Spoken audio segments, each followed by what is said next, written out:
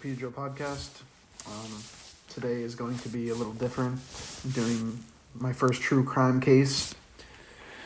I'll be covering the Wednesday Strangler.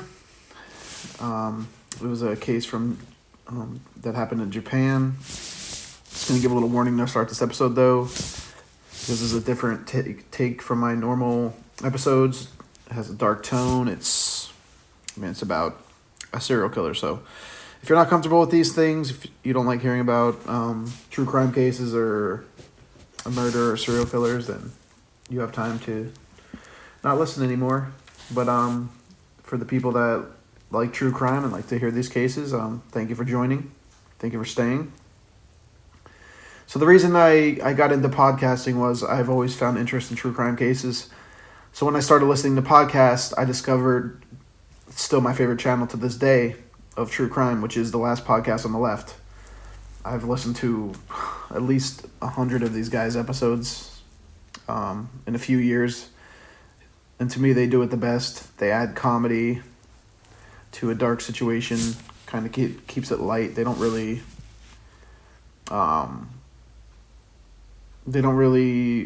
focus on the killers. They focus more on the victims and pay respect to them. And they do it in a lighthearted way for something so dark, So as a true crime podcaster, no one can compete with The Last Podcast on the Left. I can't compete with them, but I wanted to try this out because I've always been interested in true crime. So in the past 3 years, I've heard so many true crime stories and podcasts. Like I said, from The Last Podcast on the Left to Morbid. Morbid, if you don't know about it, it's another great podcast channel on Spotify with two ladies who run it, and they're amazing. Their coverage is great. They're very sincere to the victims and the families, and they're amazing podcasters. So that's my other recommended. Those two right there are my favorite podcast true crime channels. So what I'm getting at, I was always interested in covering true crime cases. Once I got my podcast up and running, I waited until this new season 2 of the Peter Joe podcast to research my first one. I'm trying to cover ones that aren't known or aren't very well known. So this Wednesday Strangler case happened in Japan, and a lot of the stuff from other countries, true crime wise, they don't really talk about in their news stories and their newspapers and on the internet. So I kind of wanted to cover something out of the United States because most of the United States cases, everybody knows about these serial killers.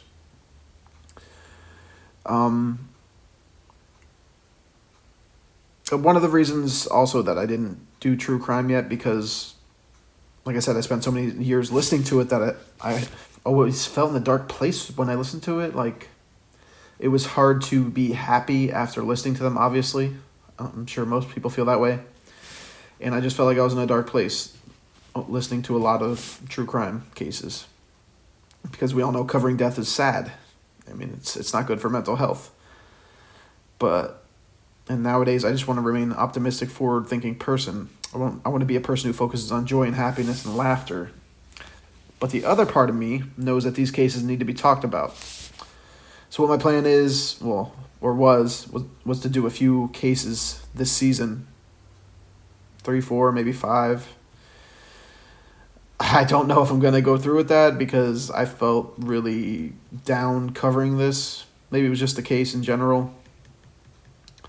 I didn't realize it involved a couple kids as victims, and I don't even listen to podcasts about kids being victims, but I didn't realize this when I started researching, so I still ran with it. So let's get to the case in hand here. Like I said, it's not too late. You could turn back if you can't handle cases that have a dark cloud around them. But if you chose to stay, let's get this started. So this case is called the Wednesday Strangler. That's what it's referred to in the news. The Wednesday Strangler, a.k.a. the Saga Prefecture Strangler Killer. He was a serial killer from Japan. They're pretty sure it was a man, not a woman. They were active between 1975 and 1989, so 14 years. The killer was never caught. These killings are also referred to as the Saga women murders because they took place in Saga Prefecture, which is I'll get to that in a second. So there were 7 victims in total, and all the murders happened within 12 miles of each other in what is known as the Saga Prefecture. The population in this Saga Prefecture is 809,000 and change as far as last year. So like 809,000 and then some. So I did some research on the Saga Prefecture, and it has towns that are part of it. So the Saga Prefecture is like a big region in Japan, and it has these little towns, or I guess subdivisions you could call them. So the victims in this case were from the towns of, bear with me here, I might mess up these, the pronunciation of these. So the towns involved and the murders the victims were from are Kitagata, Shirioshi, Kitashi Gayasu, and Takeo. I doubt I pronounced these towns right, but I tried. Like every case, there was probably more victims out there that were never found. 6 of the 7 victims, who were all females, disappeared on a Wednesday, hence the name of the killer as the Wednesday Strangler. So I don't know if it was his day off, and I don't know, or he just wanted to be known as this. That was his calling card. All 7 of the victims that have been identified disappeared during the evening or night, so he wouldn't abduct these poor girls during the day. He would wait till nighttime. Kind of cowardly either way. Sadly, the 5 victims who weren't skeletonized were confirmed to be killed by strangulation. The other 2 victims were bones when they were found, so the strangulation method couldn't be confirmed. But most people think, based off the MO and likeness, that it was the same serial killer, and they are sure he strangled all 7 of these poor women.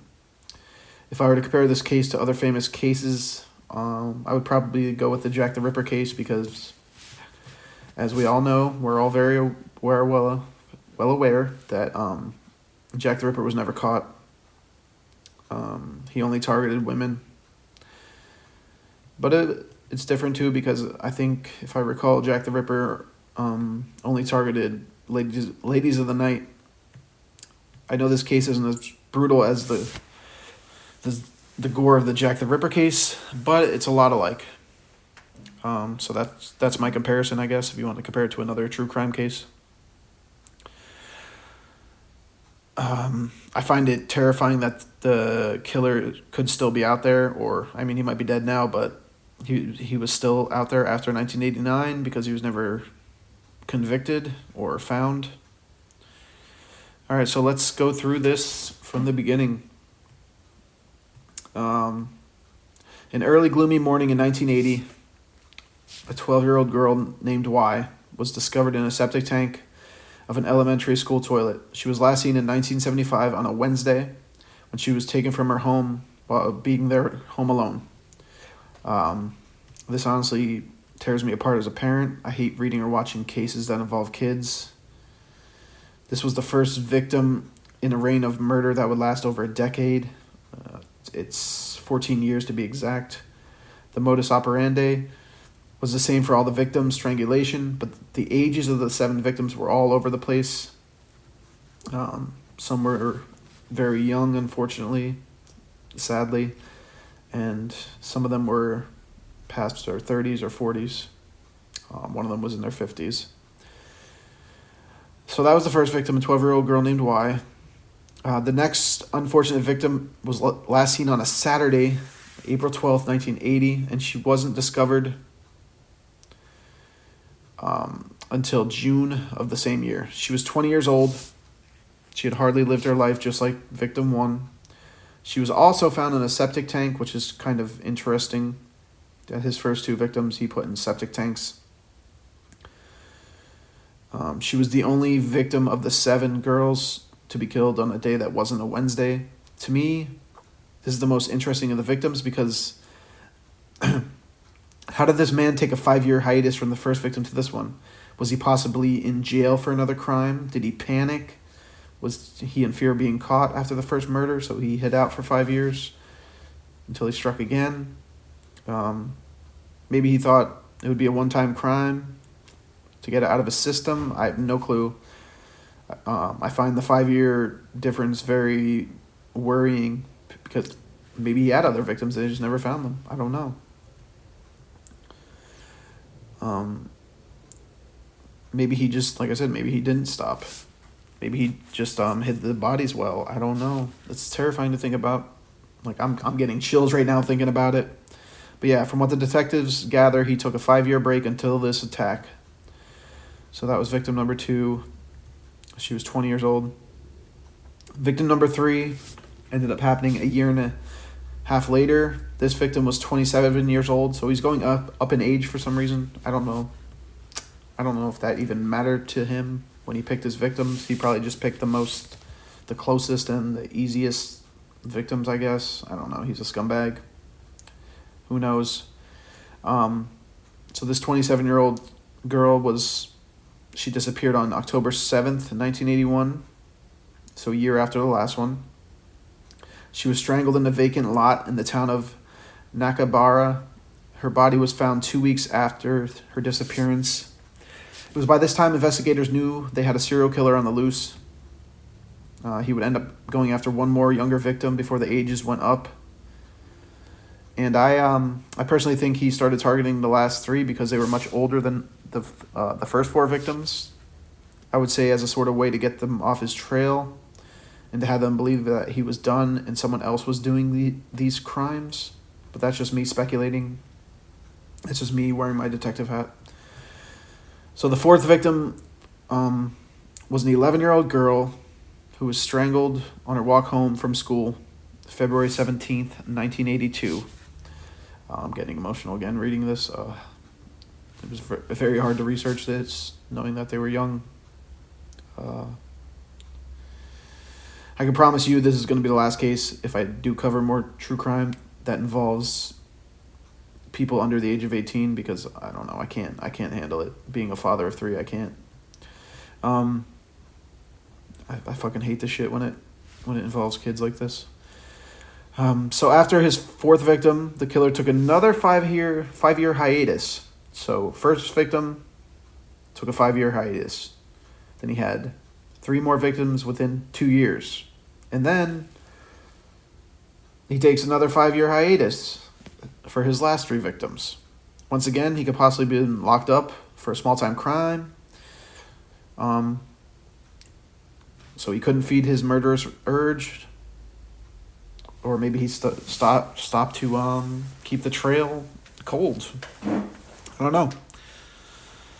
But I think if he actually did kill the last 3 girls, he purposely made them, or he purposely hunted older women to kind of shake off the MO, this previous MO. So let's fast forward to 5 years later, July 8th of 1987, a 48-year-old restaurant worker from Takeo disappears. She is just known as H. She was found on January 27th, 1989. So 2 years after she was taken, she was found on January 27th, 1989, at the bottom of a cliff in, I'm going to try to pronounce this, Kitagata. So she was found at the bottom of a cliff in Kitagata.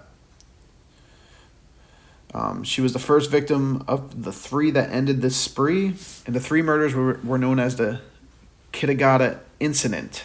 So the last 3 victims were all found together at the bottom of this cliff. Very, very disturbing. So it is maintained that around 5 p.m. on January 27th, 1989, a husband and a wife on a drive near a wooded mountain ridge in Kitagata, the Kashima district, also in the Saga prefecture that we talked about, the region. This couple alerted police that they had discovered the remains of 3 women who were dropped at the bottom of a cliff. The victims were established to be Fujisi, Nakajima, and Yoshino, the supposed last 3 victims of the Wednesday Strangler. Several items believed to belong to the victims were scattered over an area about 2 kilometers wide surrounding the bodies. So the thought is He had already thrown H down the cliff and returned later with the last two victims, who were Miss Nakajima, a 50-year-old housewife from Kitagata. As you see, his victims went up in age. She disappeared on December 7th, 1988. And the last victim, Miss Yoshino, was a 37-year-old office worker who was also from Kitagata. So that's 3 different women, all disappearing a year or more apart, that he threw over a cliff like they were fucking trash bags. This disgusting piece of shit. So I talked about this for a brief second in the beginning, but this case still remains unsolved. But there was drama involved with trying to pin down the killer or someone for his crime.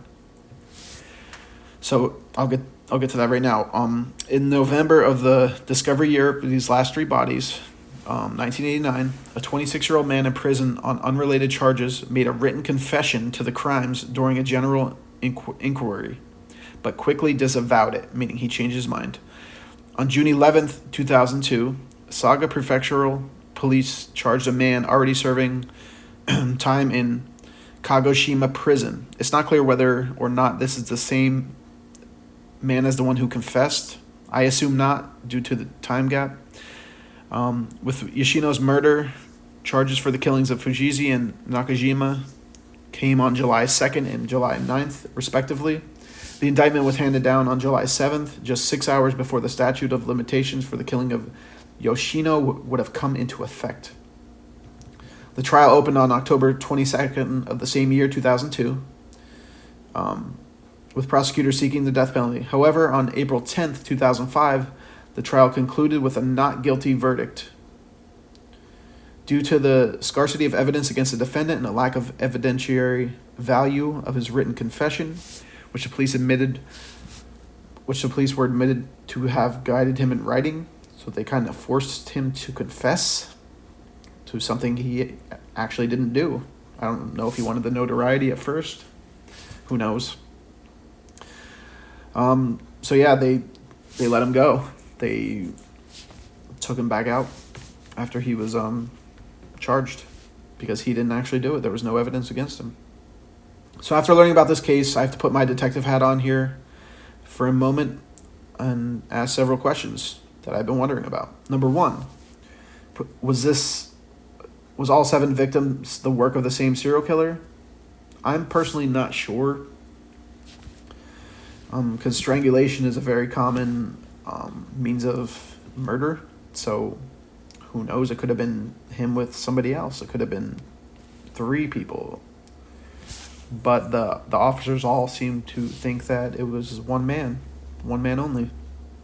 Number 2, did he just keep the bodies of the last 3 in a different location and then threw them all down the cliff at the same time?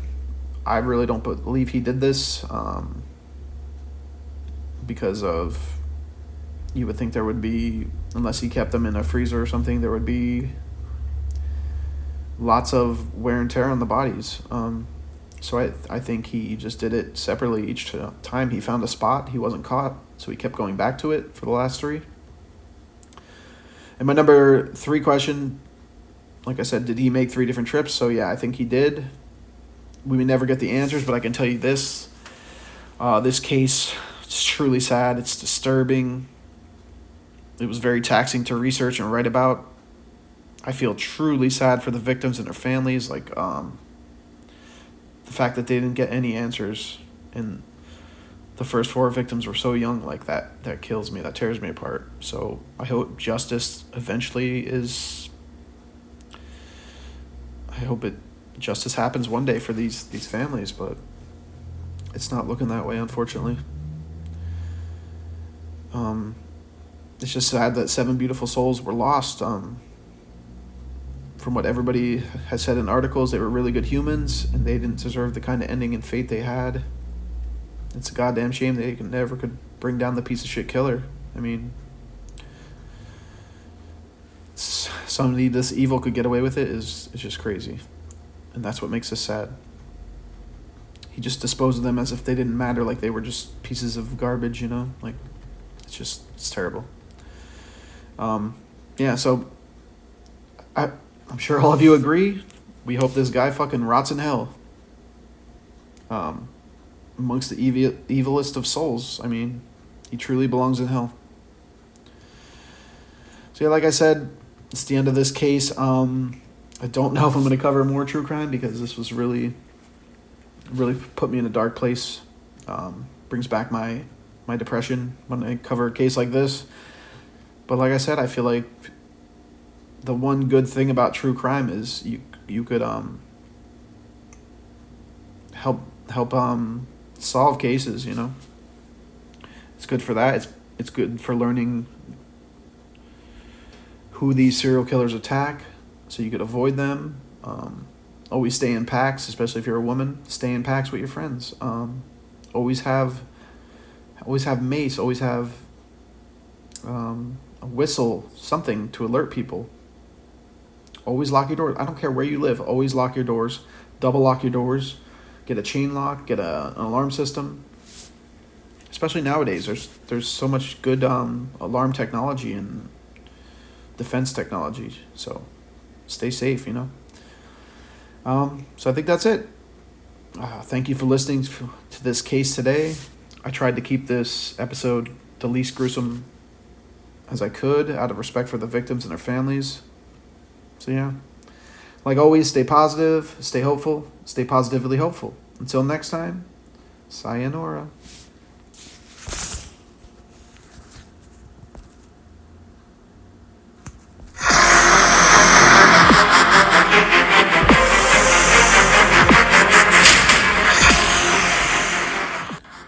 Welcome.